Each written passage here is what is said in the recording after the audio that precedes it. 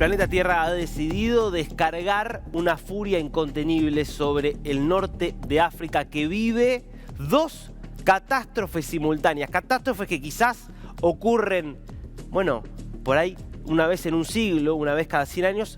Bueno, se han conjugado de forma casi simultánea en dos países del norte de África. Estamos hablando de lo que pasó desde el viernes a la noche en Marruecos y de lo que ocurrió desde el domingo en Libia, donde todavía estamos tratando de elaborar las consecuencias de lo sucedido. Esto empieza el viernes a la noche con el sismo de 6.8 que sacude la región de Alto Atlas, cordillera en Marruecos, en la parte sudoeste de Marruecos. Ahí ves justamente el epicentro. Bueno, ese movimiento sísmico muy cerquita de Marrakech, estuvimos viendo la zona, lo que estás viendo ahí. Este es un mapa que sobre todo te muestra las placas tectónicas y ves las distintas fallas que hacen a los movimientos continentales. Bueno, eso que pasó en Marruecos, que ya dejó por lo menos 2.900 muertes confirmadas, más de 5.000 personas heridas, trabajos de rescate que continúan ahora y que están generando además mucha reproche para con el rey de Marruecos. Marruecos es una monarquía casi absoluta que tiene un rey que es Mohamed VI, al que acusan de haber tenido una respuesta rápida. Claro, es también una zona donde se produjo el terremoto, donde es difícil acceder porque son sobre todo pueblos montañosos que casi no tienen electricidad, no tienen agua potable. Hay muchos a los cuales tardaron días en llegar los rescatistas. Bueno, esa es una historia, es el fenómeno de los movimientos sísmicos, los terremotos, frente a los cuales no hay mucho que hacer más que tener sistemas de alerta temprana y también infraestructura que pueda sostenerlos. Ninguna de las dos cosas funcionaron en Marruecos, por eso estamos hablando de este nivel de destrucción. Esto es Marruecos. Acá tenés a Libia. Solamente Argelia separa lo que está pasando en Libia. Y lo que ha pasado en Libia supera todo.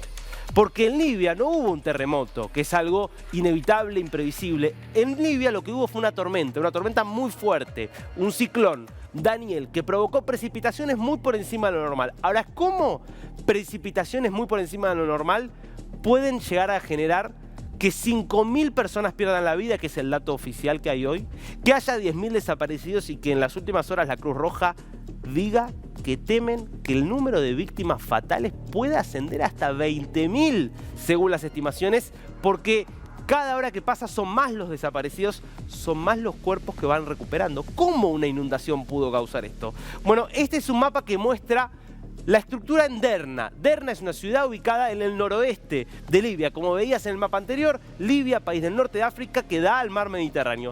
Derna tiene 100.000 habitantes. Esto es el mar Mediterráneo. Y este es un río muy caudaloso en determinados meses, porque estamos hablando de un país desértico en buena parte del año, pero que en los meses de verano puede ser caudaloso. El Wadi Derna. Claro, vos lo ves que es el río, desemboca justamente en el Mediterráneo y desemboca en la propia ciudad. Para evitar que un río muy caudaloso pueda generar inundaciones en la ciudad, se construyeron dos diques, dos represas. Uno aquí, el primer dique, a 11,5 kilómetros de la ciudad de Derna, con una capacidad de 22 millones de metros cúbicos en su capacidad máxima. 22 millones de metros cúbicos, lo habitual, el promedio, compensando los meses húmedos con los meses secos, es de 2 millones de metros cúbicos.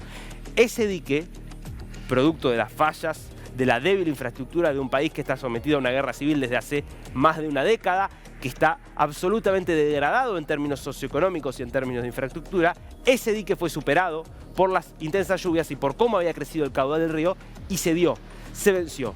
Toda esa agua que generó el colapso de ese dique siguió avanzando rumbo a Derna.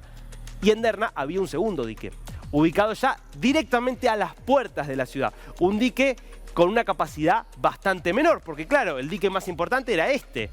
Bueno, si este dique se dio, imagínate lo que pasó con este dique. Eso explica el colapso de esas dos represas que liberaron una cantidad que no sabemos. 2 millones, 5 millones, 10 millones de metros cúbicos de agua que de lleno arrasaron con la ciudad. Vamos a ver el mapa satelital del antes y el después de la ciudad de Derna para que entendamos por qué estamos hablando de este número de víctimas. Esto era Derna el 31 de agosto. Una ciudad con todas las edificaciones completas, Esta es Derna el 12 de septiembre, tras el paso justamente de este ciclón y luego de que el agua arrasara con todo. Fíjate que, ¿cuánto es? 40% de las estructuras ya no se divisan, ya no llegan a divisarse porque quedaron completamente arrasadas. ¿Podemos ir viendo algunas imágenes de cómo quedó la ciudad de Derna después del paso de, insisto, esta cantidad de agua que fue como una catarata que arrasó absolutamente con todo? Es casi como si hubiera habido un tsunami al revés. El efecto es comparable con un tsunami. Imagínense, un tsunami desde el mar hacia la ciudad genera esto. Es lo que generó el tsunami en Japón en 2011, lo que generaron otros tsunamis similares en Filipinas, en Tailandia. Bueno, este es un tsunami a la inversa, porque el agua no fue del mar hacia la ciudad, sino que fue desde la ciudad y desde el río hacia el mar por el colapso de estas dos represas. Todavía se siguen, insisto, buscando personas. Las desapariciones se estiman entre 10.000 y 20.000, 5.000, que es el número de muertos confirmados hasta ahora, lamentablemente es una cifra muy por debajo de lo que se va a terminar confirmando en una catástrofe absolutamente sí evitable. Claro, si hubiera un país con un Estado en condiciones de proveer las necesidades básicas y más elementales a una población. Eso en Libia no existe desde hace mucho tiempo.